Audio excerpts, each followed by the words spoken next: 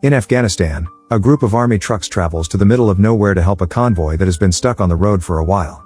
A staff sergeant angrily starts complaining about the waste of time, but this is just a way to tease his brother, who is also a soldier. While the staff sergeant fixes a truck, his brother tells him that they should be on the front lines and that they should join the Army Rangers. At first the staff sergeant isn't interested, but his brother reminds him they made a promise to fight together to change his mind. Suddenly a missile hits a truck, blowing it up and making everyone else fall back. Soon Taliban insurgents are opening fire at the convoy, so the soldiers rush to get their weapons and fire back. Trucks keep blowing up and the staff sergeant runs to try to take cover, but an explosion knocks him out. When he wakes up, he painfully removes a piece of metal from his leg. Then he looks around and discovers he's the only soldier who survived the attack. He crawls to his brother's side and has a breakdown at the sight of his dead body. 2 years later, the staff sergeant wakes up on a bus after dreaming about the incident again. He wears a brace on his wounded leg and has to take antidepressants. The bus drops him off at the Ranger training base in Colorado, where he joins the assessment selection program. In the welcome hall, they must hand over anything personal and put their names, papers, and ranks inside a bag. Every recruit is assigned a number and the staff sergeant gets 81. Because of his record he could be assigned team leader, but he turns it down. Afterward First Sergeant Torres gives them a speech about what to expect.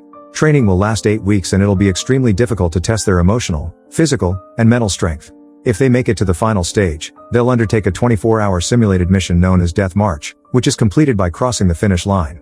That's the only way to be eligible to be a ranger. The training begins with the classic courses that test how fit and fast they are, although many rangers throw water at them to simulate rain. It's basic army exercises, but at the end of it, several soldiers are still kicked out for failing it. The second round is more exercise. This time it includes working out at night in the rain and staying underwater for long periods of time. As days pass, more and more recruits are kicked out. After 4 weeks, training continues in the woods. The other soldiers chat and get to know each other, but 81 runs alone ahead of everyone. By the time the others arrive, he's already going back. The recruits tease him for it, but he ignores them. During meals, 81 sits alone as well. The next exercises include climbing a rope over a river in hand-to-hand combat, so 81 keeps proving that he's better than everyone else. One afternoon, Torres asks the recruits if they have experience on the field, and only a few of them do. When it's 81's turn to share, the mood turns awkward because most of the recruits know what happened to his convoy. After a day of shooting practice, the team goes to have dinner and those who know about 81 tell the story to those who don't. It turns out 81 carried his brother 10 miles back to the base and got a silver star for it. When they try to ask 81 about it, the recruits are scolded for gossiping and punished with more exercise. On the news, reporters talk about NASA detecting an asteroid that will pass near Earth soon. As days pass, the exercises get harder and more recruits are kicked out. 81 always waits until everyone is asleep to take his medicine, but one night 7 sees him. The next day during a break, 7 guesses the meaning of one of 81's tattoos but doesn't explain how he knows, leaving him confused. The next few training sessions include simulations of rescue missions and combat. The explosions may be fake, but they also bring back 81's nightmares about the incident. For the next underwater exercise, 81 forces himself to keep moving by remembering his brother and his failure to rescue him, not wanting to be that slow ever again. This causes him to stay underwater for too long and he almost drowns, so the other soldiers have to pull him out and give him CPR.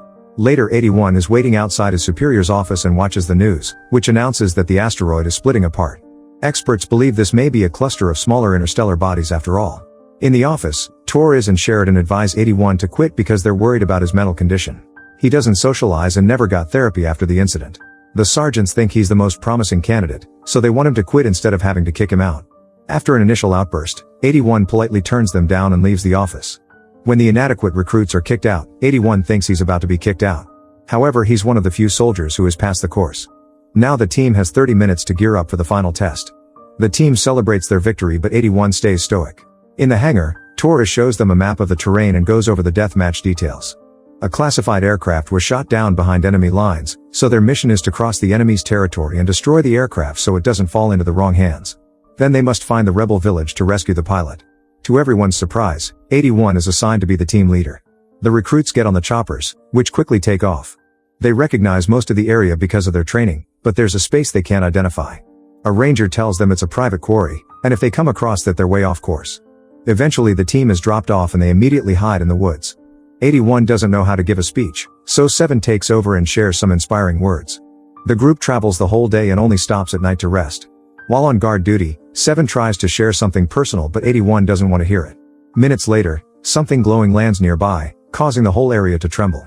After the initial shock, the team theorizes that it was just artillery fire and they're being punished for resting.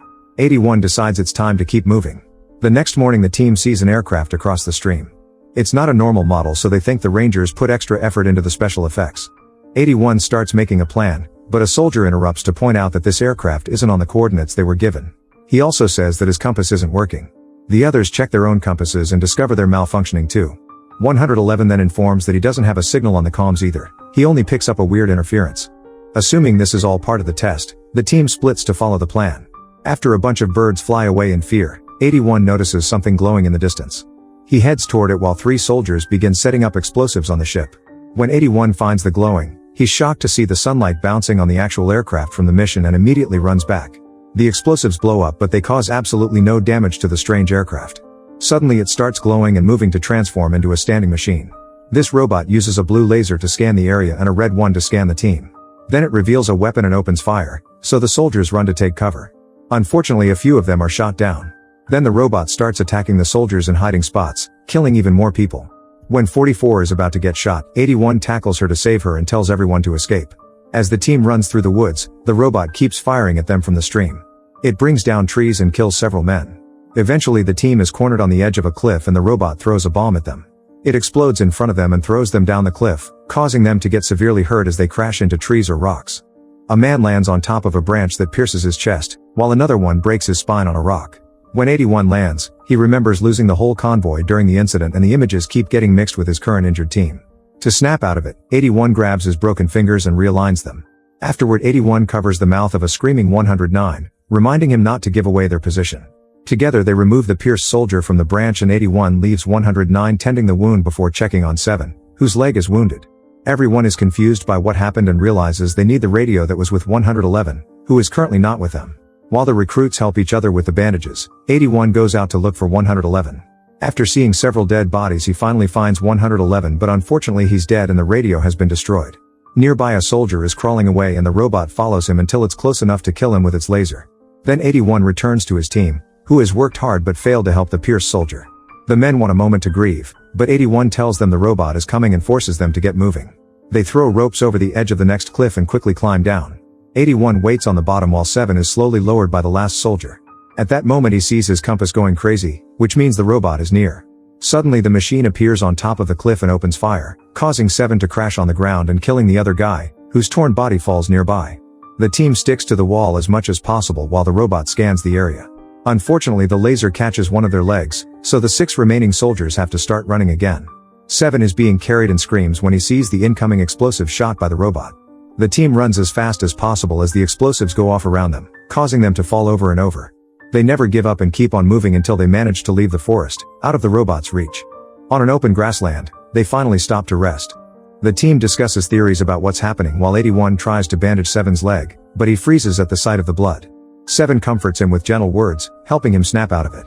Unfortunately their medicine fell during the attack, so 81 has to adjust the bone without it and 7 passes out because of the pain.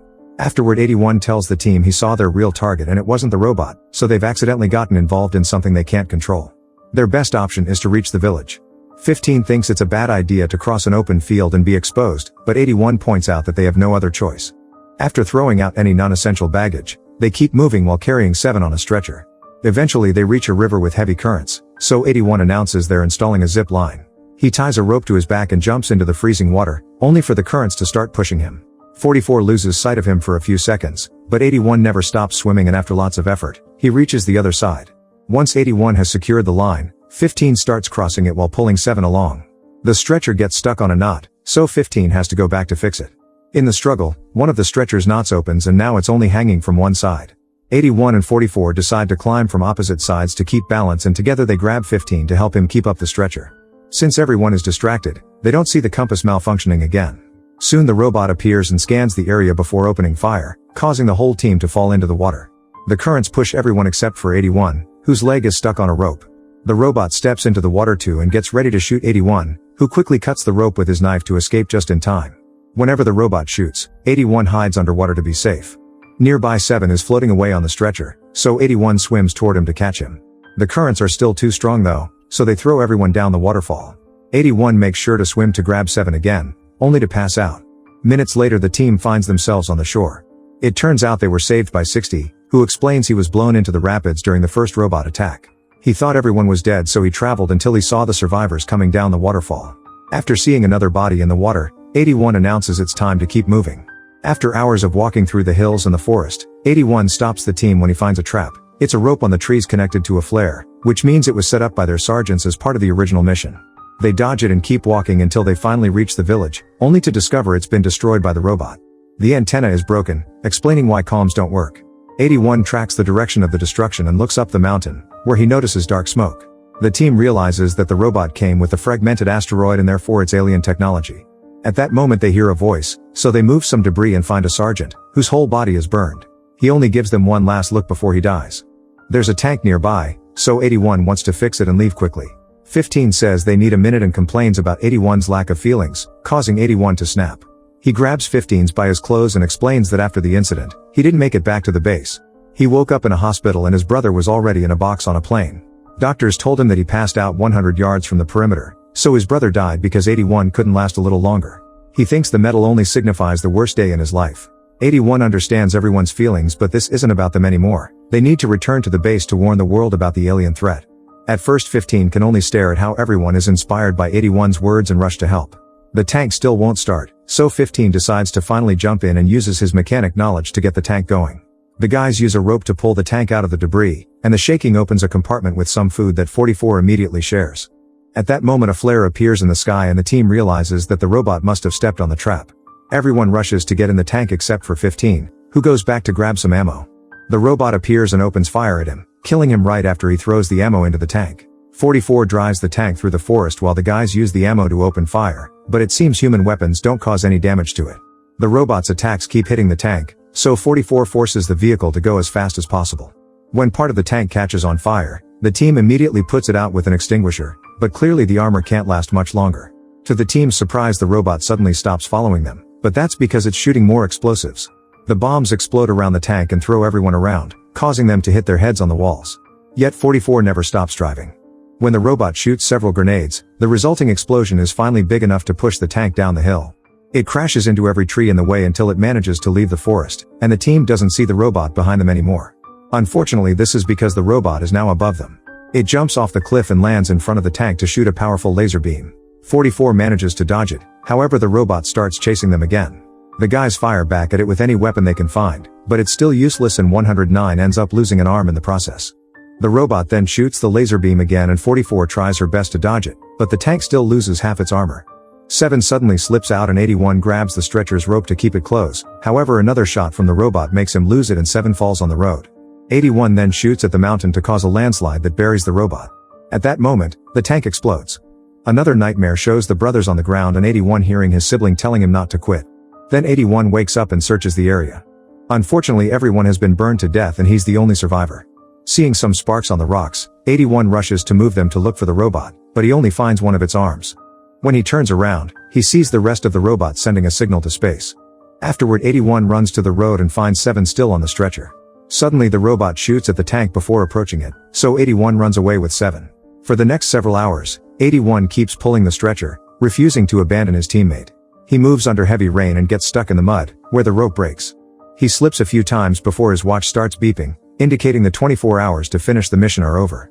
At that moment 7 wakes up and reveals he used to be in the same team as 81's brother, who never shut up about being a ranger. 7 thinks 81 hasn't failed because he's never given up. Their chat is interrupted by the robot's scan, and 81 notices there's smoke coming out of it, which means it's venting. He also sees the quarry nearby, which gives him an idea.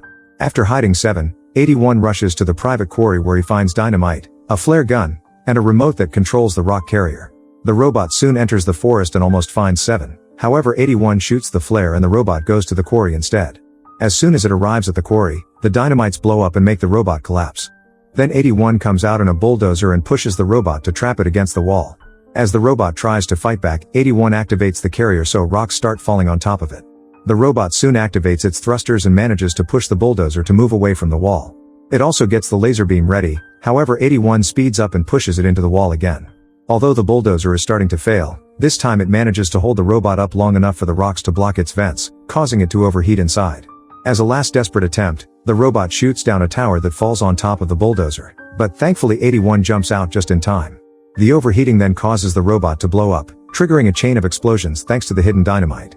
The robot collapses and finally shuts down, but its compartment accidentally opens and explosives fall out. 81 runs as fast as possible and manages to leave the quarry right before the flames activate those bombs into an even bigger explosion. The next morning, 81 carries 7 on his shoulders to the base, where he finds utter chaos and bodies everywhere. Some helicopters are also dropping alien machine parts.